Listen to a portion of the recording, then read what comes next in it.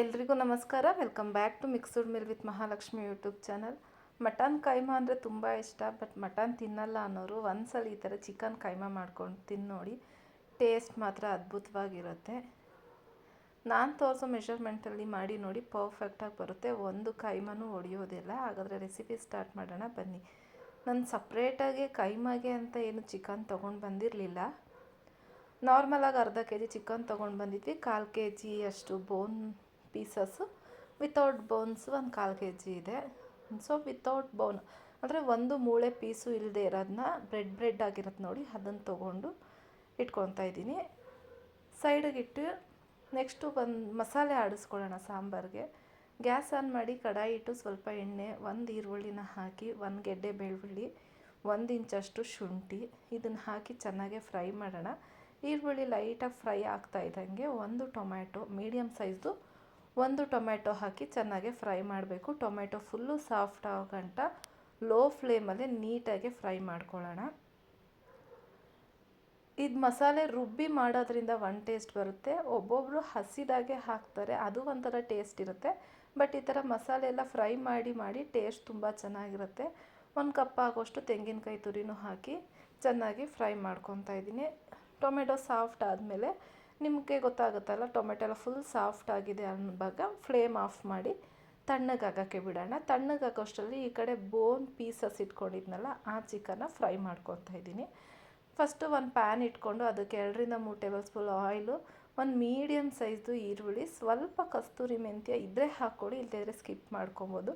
Flavour ಚೆನ್ನಾಗಿರುತ್ತೆ. ಕಸ್ತೂರಿ ಮೆಂತ್ಯ ಹಾಕ್ಕೊಂಡು ಲೈಟಾಗಿ ಫ್ರೈ ಆದಮೇಲೆ ನಾವು ಬೋನ್ ಪೀಸಸ್ ಇರುತ್ತಲ್ಲ, ಆ ಚಿಕನ್ನ ಹಾಕ್ತಾಯಿದ್ದೀನಿ. ಚಿಕನ್ನಲ್ಲಿರೋ ನೀರಿನ ಅಂಶ ಎಲ್ಲ ಕಂಪ್ಲೀಟ್ಲಿ ಹೋಗಬೇಕು, ರಾ ಸ್ಮೆಲ್ಲೆಲ್ಲ ಹೋಗಬೇಕು. ಅಲ್ಲಿ ತನಕ ಚೆನ್ನಾಗಿ ಫ್ರೈ ಮಾಡೋಣ. ಇದಕ್ಕೆ ಲೈಟಾಗಿ ಸ್ವಲ್ಪ ಅರಶಿನದ ಪುಡಿನೂ ಹಾಕ್ಕೊಂಡು ಚೆನ್ನಾಗಿ ಚಿಕನ್ನ ಫ್ರೈ ಮಾಡಬೇಕು. ಬರೀ ಕೈಮಾನು ಮಾಡ್ಬೋದು, ಅದು ಟೇಸ್ಟ್ ಚೆನ್ನಾಗಿರುತ್ತೆ. ಬಟ್ ಈ ಥರ ಒಂದು ಸ್ವಲ್ಪ ಚಿಕನ್ ಪೀಸಸ್ಸು ಹಾಕ್ಕೊಂಡು ಮಾಡಿದ್ರೆ ತುಂಬ ಚೆನ್ನಾಗಿರುತ್ತೆ. ಅದು ಫ್ರೈ ಆಗ್ತಾ ಇರಲಿ. ಈ ಕಡೆ ಮಸಾಲೆನೂ ತಣ್ಣಗಾಗಿದೆ. ಇವಾಗ ಮಸಾಲೆ ತಣ್ಣಗಾಗಿರೋದನ್ನ ಒಂದು ಮಿಕ್ಸಿ ಜಾರಿಗೆ ಸೇರಿಸ್ಕೊಂಡು ಇದಕ್ಕೆ ಖಾರಕ್ಕೆ ಅನುಗುಣವಾಗಿ ಖಾರದ ಪುಡಿ, ಧನಿಯಾ ಪುಡಿ ಹಾಕ್ಕೊಳ್ಳೋಣ. ಇವಾಗ ನಾನು 1 ಪೀಸ್ ಚಕ್ಕೆ, ಒಂದು 4 ಲವಂಗ, ಒಂದೇ ಒಂದು ಏಲಕ್ಕಿ ಹಾಕ್ಕೊತಾ ಇದ್ದೀನಿ ಫ್ಲೇವರ್ಗೋಸ್ಕರ. 1 ಟೇಬಲ್ ಸ್ಪೂನ್ ಆಗೋಷ್ಟು ಚಿಲ್ಲಿ ಪೌಡ್ರ್ ಹಾಕ್ಕೊತಾ ಇದ್ದೀನಿ. ಇದು ತುಂಬ ಖಾರ ಇದೆ, ಸೊ ಹಾಗಾಗಿ ನಾನು 1 ಸ್ಪೂನ್ ಹಾಕ್ಕೊಂಡಿದ್ದೀನಿ. ನೀವು ಖಾರ ನೋಡಿಕೊಂಡು ಹೆಚ್ಚು ಕಮ್ಮಿ ಮಾಡ್ಕೊಳ್ಳಿ. 1 ಟೇಬಲ್ ಸ್ಪೂನ್ ಧನಿಯಾ ಪುಡಿ, 1 ಚಿಟಿಕೆ ಅಷ್ಟು ಅರಶಿನ ಹಾಕಿ, ಸ್ವಲ್ಪ ಕೊತ್ತಂಬರಿ ಸೊಪ್ಪು ಹಾಕಿ ಫೈನ್ ಪೇಸ್ಟಾಗಿ ಮಾಡ್ಕೊಂಡು ಬರಬೇಕು. ನೀರು ಎಷ್ಟು ಬೇಕೋ ಅಷ್ಟು ಹಾಕ್ಕೊಂಡು ಈ ಥರ ರುಣ್ಣಗೆ ರುಬ್ಕೊಂಡಿದ್ದೀನಿ. ಈ ಕಡೆ ಚಿಕನು ನೀಟಾಗಿ ಫ್ರೈ ಆಗಿದೆ. ಈ ಫ್ರೈ ಆಗಿರೋ ಚಿಕನ್ಗೆ ನಾವು ರುಬ್ಬಿಟ್ಟಿರೋ ಅಂತಹ ಖಾರನ ಹಾಕಿ ಫ್ರೈ ಮಾಡಬೇಕು. ಖಾರ ಹಾಕಿದ ತಕ್ಷಣವೇ ಫ್ರೈ ಮಾಡಬಾರ್ದು, ನೀರು ಹಾಕಬಾರ್ದು. ಮಸಾಲೆ ಚೆನ್ನಾಗಿ ಫ್ರೈ ಮಾಡಬೇಕು. ಮಸಾಲೆಯಲ್ಲಿರೋ ರಾ ಸ್ಮೆಲ್ಲೆಲ್ಲ ಹೋಗಬೇಕು. ಅಲ್ಲಿಗಂಟ ಚೆನ್ನಾಗಿ ಈ ಥರ ಕುದಿಯೋ ಟೈಮಲ್ಲಿ ನಿಮ್ಮ ಸಾಂಬಾರು ಕನ್ಸಿಸ್ಟೆನ್ಸಿಗೆ ಎಷ್ಟು ಬೇಕೋ ಅಷ್ಟು ನೀರು ಹಾಕ್ಕೊಂಡು ಸಿಮ್ಮಲ್ಲಿಟ್ಟು ಇದನ್ನು ಕುದಿಯೋಕ್ಕೆ ಬಿಡಬೇಕು. ರುಚಿಗೆ ತಕ್ಕಷ್ಟು ಉಪ್ಪನ್ನ ಹೀಗೆ ಸೇರಿಸ್ತಾ ಇದ್ದೀನಿ. ನೀವು ರುಚಿಗೆ ತಕ್ಕಷ್ಟು ಉಪ್ಪನ್ನ ಆ್ಯಡ್ ಮಾಡಿಕೊಂಡು ಸಾಂಬಾರನ್ನ ಕುದಿಯೋಕ್ಕೆ ಬಿಡೋಣ. ಸಾಂಬಾರು ಕುದಿಯೋಷ್ಟರಲ್ಲಿ ನಾವು ಈ ಕಡೆ ಕೈಮಾ ಉಂಡೆನ ರೆಡಿ ಮಾಡ್ಕೊಳ್ಳೋಣ. ಇದು ಸಿಮ್ಮಲ್ಲೇ ಕುದೀತಾ ಇರಲಿ.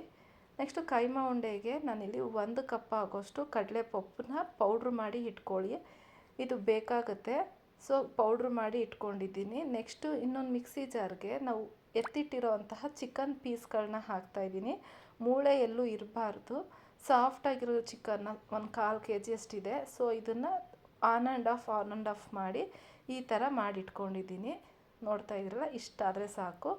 ಇವಾಗ ಇದಕ್ಕೆ ಮಸಾಲೆ ರೆಡಿ ಮಾಡ್ಕೊಡೋಣ. ನಾನು ಒಂದು ಮೀಡಿಯಮ್ ಸೈಜ್ ಒಂದು ಈರುಳ್ಳಿ, ಖಾರಕ್ಕೆ 1 ಹಸಿಮೆಣ್ಸಿನ್ಕಾಯಿ, ಒಂದು 5-6 ಎಸಳು ಬೆಳ್ಳುಳ್ಳಿ, ಒಂದು ಅರ್ಧ ಇಂಚಷ್ಟು ಶುಂಠಿ, ಸ್ವಲ್ಪ ಕೊತ್ತಂಬರಿ ಸೊಪ್ಪು ಹಾಕಿ ಒಂಚೂರು ನೀರು ಹಾಕಿ ಫೈನ್ ಪೇಸ್ಟಾಗೆ ಮಾಡಿಟ್ಕೊಂಡಿದ್ದೀನಿ. ಅದನ್ನು ಆ್ಯಡ್ ಮಾಡ್ತಾಯಿದ್ದೀನಿ ನಾವು ಚಿಕನ್ಗೆ.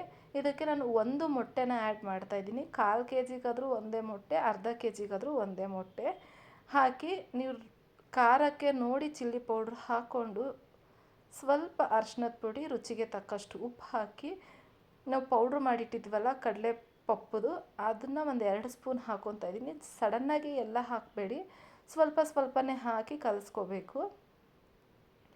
ಈ ಕೈಮಾ ಉಂಡೆಗೆ ಉಪ್ಪು ಖಾರ ಕರೆಕ್ಟಾಗಿರಬೇಕು. ನೀವು ಕರೆಕ್ಟ್ ಕನ್ಸಿಸ್ಟೆನ್ಸಿಲಿ ಹಾಕ್ಕೊಳ್ಳಿ. ನಿಮ್ಮ ಖಾರಕ್ಕೆ ನಿಮ್ಮ ಉಪ್ಪು ನೋಡಿ ಹಾಕ್ಕೊಂಡು ನೀಟಾಗಿ ಮಿಕ್ಸ್ ಮಾಡ್ಕೊಳ್ಳೋಣ.